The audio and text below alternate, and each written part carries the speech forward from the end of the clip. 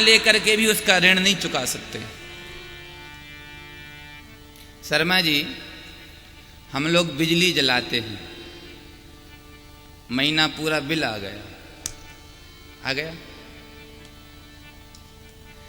ये भगवान की बिजली हम कब से यूज कर रहे हैं? सूर्य क्या है? भगवान की बिजली।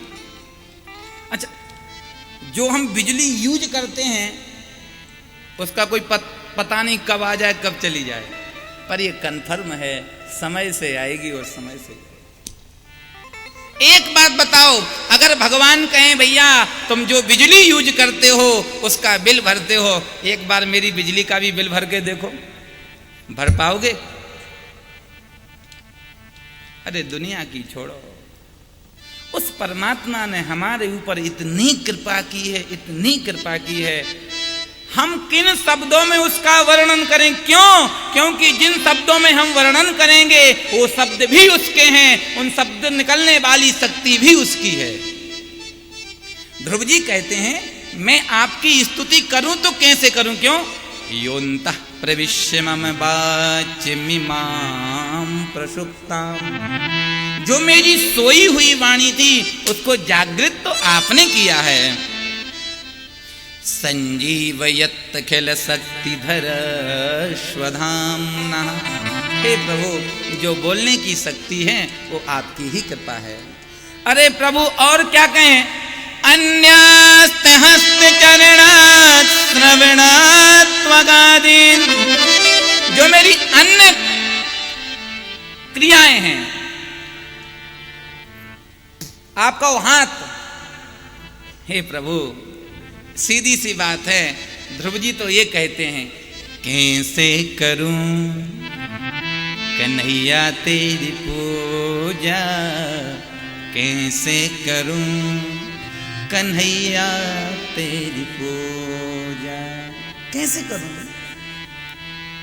अगर मैं जल को चढ़ाऊं तो मछली का झूठा है, पुष्प को चढ़ाऊं तो भौरे का झूठा है, मैं कैसे करूं आपकी पूजा? प्रभु मुझे तो कुछ भी नहीं सूझता है, मैं कैसे आपको प्रणाम करूं, कैसे आपकी स्तुति करूं? प्राणं नमो भगवते पुरुषाय तुभ्यम, हे भगवते, हे महापुरुष, मैं आपको सिर्फ बार बार प्रणाम ही कर सकता हूं। ध्यान से सुन लेना भैया, जो लोग अभिमान करते हैं मैंने इतना पैसा पूजा पाठ में खर्चा किया, मैंने इतना भगवान को फूल चढ़ाया, दूध चढ़ाया, इतना ये किया, अब ध्यान से सुन लेना, आपने जो कुछ अर्पण किया वो आपका है क्या? है? उसका तो छोड़ो, एक रोया भी आपका नहीं है।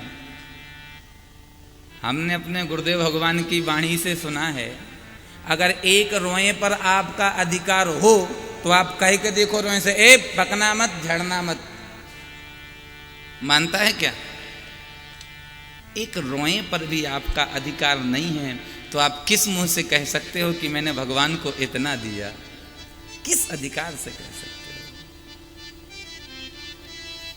हो? ध्रुव जी कहते प्रभु भक्ति मोह प्रवहतां त्वयि में प्रसंगो भूयादनंत महता ममलासयानाम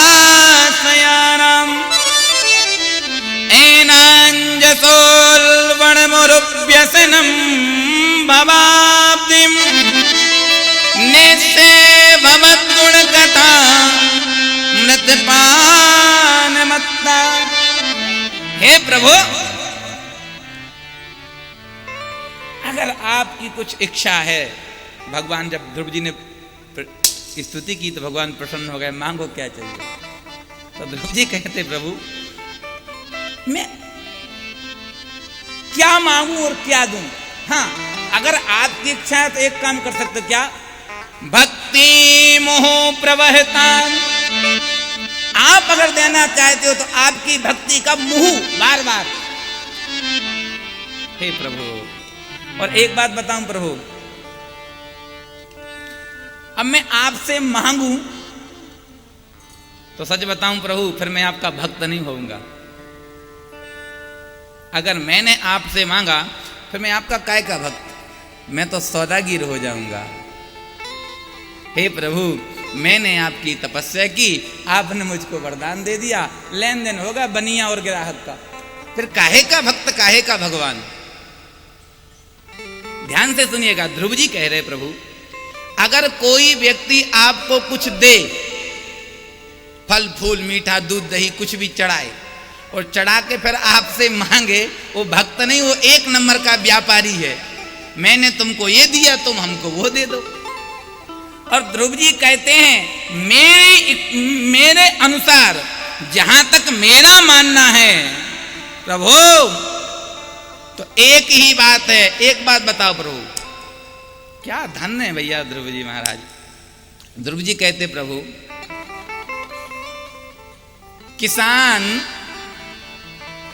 किसानी किस लिए करता है? किसान खेत में फसल किस लिए बोता है? गेहूं के लिए या भूसा के लिए? ध्यान से सुनिएगा, किसान खेत में गेहूं किस लिए बोता है? गेहूं के लिए या भूसा के लिए? गेहूं के लिए गेहूं बोता है कि नहीं बोता? अच्छा, भूसा उसको फ्री मिलता कि नहीं? ध्रुव जी कह रहे प्रभु, प्रत्येक जीव को आपका भजन आपके लिए करना चाहिए। संसार के साधन तो भूसा है भैया। जैसे हम गेहूं बोते हैं, गेहूं को प्राप्त करने के लिए तो गेहूं 10-20 क्विंटल मिलता है, 10-20 बोरा होता है, और भूसा कितना होता है? इसीलिए भैया प्रत्येक कर्म हमको भगवान के प्रीत्यर्थ करना चाहिए, भगवान की प्रसन्नता के लिए करना चाहिए, भगवान की भक्ति के लिए करना चाहिए। ये संसार के साधन तो भूसा हैं। और आप कहते कि मुझसे मांग लो। प्रभु, आपसे मांगना तो ऐसे होगा जैसे कोई राजा किसी किसान से कहे, मांगो तुमको क्या चाहिए। कोई राजा किसान से कहे, मांगो तुमको क्या चाहिए। वो बेचारा भोला भाला किसान सोचे क्या मांगू। बोले भैया देखो, और तो सब ठीक है, इस बार फसल ठीक नहीं हुई तो भूसा थोड़ा कम है। महाराज एक काम करो, हमारे पास भूसा कम है, अगर तुमको देना है तो 10-20 डलिया भूसा दे दो। मतलब वो किसान की बुद्धि काम नहीं करेगी। अरे बावरे, अगर तुझे मांगना है तो ऐसा कुछ मांग ले कि कई जन्म जन्मांतरों तक जीवन में भूसा को छूने की नौबत ही ना आए। ध्रुव जी कहते महाराज, अगर मैं मांगूंगा तो क्या मांगूंगा? कांच, मकान, दुकान, मेरी बुद्धि कहां तक जाएगी? हे गोविंद, अगर देना चाहते हो तो एक ही वस्तु दे दो। क्या?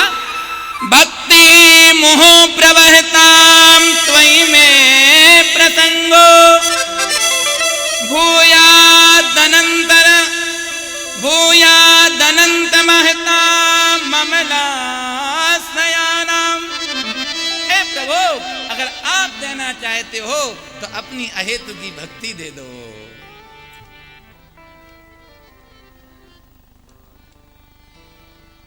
बड़ी मार्मिक स्थिति है।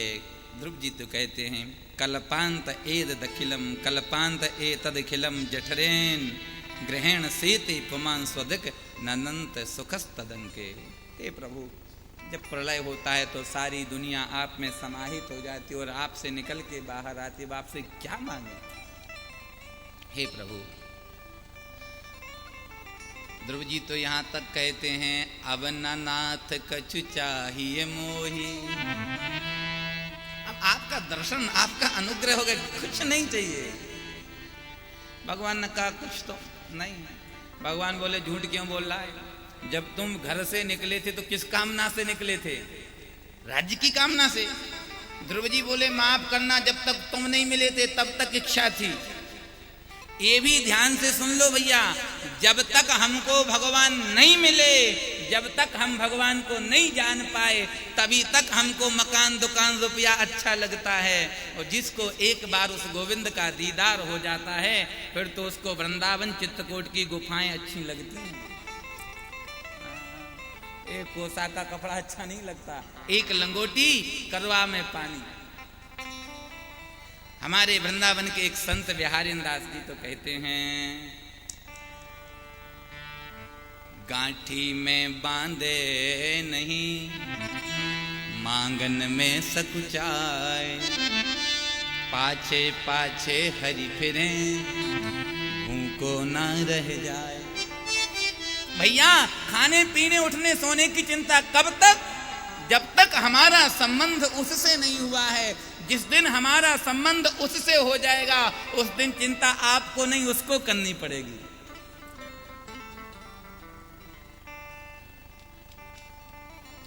दो टूक को पीन के अरु करुआ में पानी, इंद वापरो रंग।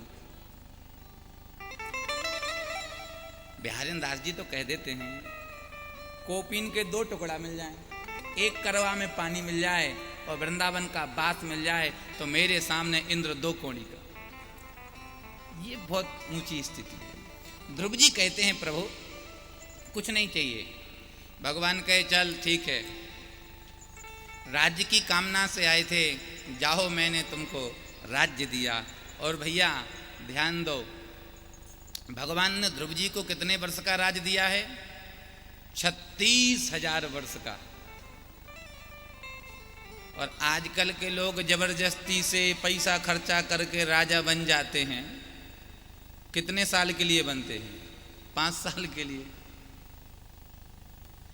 अपनी इच्छा से प्राप्त किया गया राज्य कुछ समय के लिए और परिश्रम पूर्वक प्राप्त होता है, उसमें भी लोग नाना प्रकार के लांछन लगाते हैं। और जो राज्य भगवान के द्वारा प्राप्त होता है वो गिनती में नहीं, बुद्धि से परे होता है, और उसमें लांछन नहीं लगते, उसमें तो प्रतिष्ठा की उत्तरोत्तर वृद्धि होती है। और आजकल के पद के मद में लोग ऐसे मतवाले हो जाते हैं कि भगवान को तो छोड़ो, अपने लोगों को ही भूल जाते हैं। कौन है ये? पहचानते नहीं है अपने को ही। और धन्य है भैया जो राज्य भगवान के द्वारा प्राप्त होता है, उसमें अपनों की भी याद रहती है, पराये की भी याद रहती है, और भगवान तो 24 घंटे साथ में डोलता है। सुनिएगा भी अम्बरीश जी का चरित्र बहुत। इसके बाद आज ध्रुव जी भगवान से वरदान लेकर के आ रहे हैं। सुखदेव जी कहते, राजन जब भगवान को मनाने ध्रुव जी गए थे तब छोड़ने कौन गया था? बोले कोई नहीं। और आज ध्रुव जी भगवान को प्रसन्न करके आ रहे हैं, तो ध्रुव जी के स्वागत के लिए पूरा का पूरा राज्य इकट्ठा खड़ा है। ध्यान से सुनना, जगत को रिझाते रिझाते मर जाओगे, जगत खुश नहीं हो सकता। एक काम करो, जगदीश को रिझा लो, जगत अपने आप रीझ जाएगा। आज भैया ध्रुव जी ने भगवान को खुश कर लिया, तो ध्रुव जी की अगवानी के लिए, और तो छोड़ो, जिस सौतेली माँ ने हाथ पकड़ के उठाया था, सबसे पहले माला लेकर के सबसे आगे वो खड़ी है। और जैसे ध्रुव जी ने सौतेली माँ को देखा, धन्य है ध्रुव जी। देखो ये है भक्ति। भक्ति क्या है? भक्ति के लक्षण क्या हैं? ध्रुव की कथा से सीखो। देखो अगर यहाँ ध्रुव जी भक्ति नहीं किए होते और राज्य को प्राप्त कर लिए होते बिना भगवान की प्राप्ति के, तो सौतेली माँ के प्रति बदलाव का भाव होता। इसने हाथ पकड़ के उठाया था, होता कि नहीं होता? लेकिन धन्य है ध्रुव जी, जैसे अब अपनी माँ भी खड़ी है, सुनीति मैया भी खड़ी है, और सुरुचि मैया सौतेली माँ भी खड़ी है। ध्रुव जी ने सोचा पहले किसको प्रणाम करूं? ओहो भैया, सुरुचि मैया चाहे जैसी हो, अगर ये मेरा हाथ पकड़ के नहीं उठाती तो आज मुझे भगवान नहीं मिलता। मेरे लिए तो सुरुचि मैया ही सब कुछ है। और साष्टांग दंडवत करके लेट गए सुरुचि मैया के चरणों में। सुरुचि मैया ने गले से लगा लिया, बेटा मुझसे अपराध हुआ है, माफ कर दो। ध्रुव जी कहते, माँ तू कैसी बात कर रही है? तुझसे अपराध नहीं हुआ, तेरी तो कृपा हुई है, तब मुझे भगवान मिला है। सुनीति मैया से मिले हैं, उत्तानुपाद को गिलानी हुई है। तुरंत महाराज ध्रुव जी को राजा बनाया, जंगल चले गए देवी को लेके तपस्या करने के लिए। महाराज आगे चल के इन्हीं ध्रुव जी की जो विमाता हैं सुरुचि, उनका एक पुत्र है जिसका नाम है उत्तम। एक दिन शिकार खेलने गया एक यक्षों से युद्ध हो गया, यक्षों ने उत्तम को मार दिया। अब तो महाराज ध्रुव जी को पता चला, यक्ष लोक पर चढ़ाई कर दी, हजारों यक्षों को मारा। अरे महाराज जैसे ही हजारों यक्षों को मारा, अब तो महाराज मनु जी ने देखा ये तो बहुत गलत काम कर रहे हैं ध्रुव। तुरंत महाराज मनु आए और कहते हैं ध्रुव से, अलम्बस्ता तिरो सेना तमो द्वारेण पापमना। अलम्बत्स बेटा बस करो, क्या कर रहे हो? तमो द्वारेण पापमना, ये तमो गुण तो पाप की ओर ले जाता है, नरक का दरवाजा खोलता है, इसको त्यागो। देखो बेटा ये ठीक नहीं है। पितामह गलती हो गई, क्या करें? जाओ तुरंत यक्षों के राजा कुबेर के पास और उनसे जाके क्षमा याचना करो। ध्रुव जी गए हैं महाराज कुबेर जी के पास, कुबेर जी को प्रणाम किया है। कुबेर जी बोले, भोवो क्षत्रिय दायादा परितुष्टो मिते नघा। हे क्षत्रिय कुलभूषण, मैं तुमसे प्रसन्न हूं, मांगो, तुमको क्या वरदान चाहिए? ध्रुव जी बोले, माफ करना, एक बार वरदान लेके अब तक पापड़ बेल रहा हूं, अब वरदान भूल के नहीं मांगूंगा। देना चाहते हो तो भगवान के चरणों में भक्ति हो दे दो। तो महाराज कुबेर जी कहते, ध्रुव जी अब हम आपको क्या भक्ति का वरदान देंगे? लोग तो आपका नाम लेकर के भक्ति के पथ पर प्रशस्त होंगे। और वहां से ध्रुव जी आए हैं। भैया ध्रुव जी के विवाह हुआ है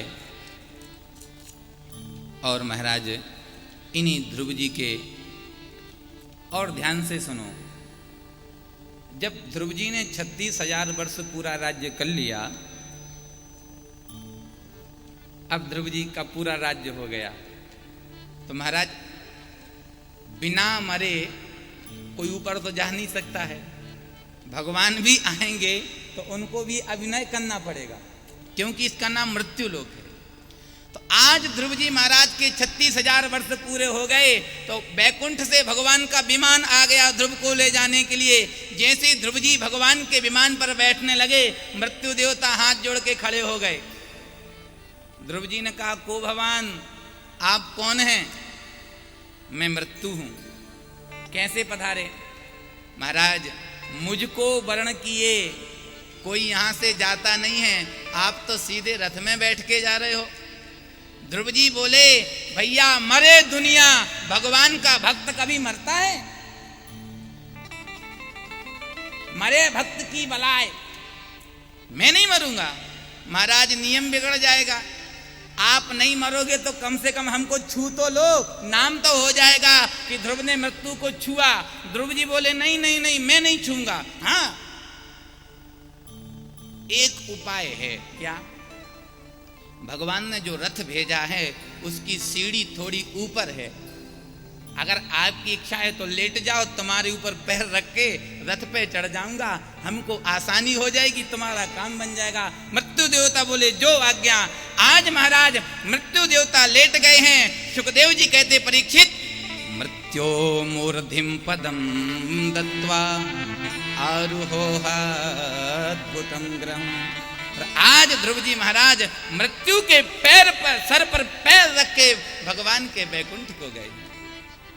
जो भगवान का भजन करता है वो मृत्यु पर भी विजय प्राप्त करता है। अब ध्रुव जी रथ में बैठ के जा तो रहे थे, याद आ गई राम राम राम, जल्दीबाजी में अपनी मैया को तो छोड़ ही आया जिस मैया ने जन्म दिया। अरे रुको रुको रुको रुको रुको, दूतों से कहा, भैया रथ को रोको। महाराज क्या हुआ? मैं जल्दीबाजी में अपनी माँ को साथ में लाना भूल गया। महाराज दूत कहते हैं, महाराज ध्रुव जी आपके जैसे भक्त को जन्म देने वाली माँ पीछे रह जाएगी क्या? भगवान ने 2 रथ भेजे थे, देखो देखो तुम्हारी माँ वो आगे जा रही है। और माता सुनीति कहती, बेटा आ जाओ आ जाओ, मेरी कोख धन्य हो गई जो तू मुझे साक्षात बैकुंठ को ले जा रहा है।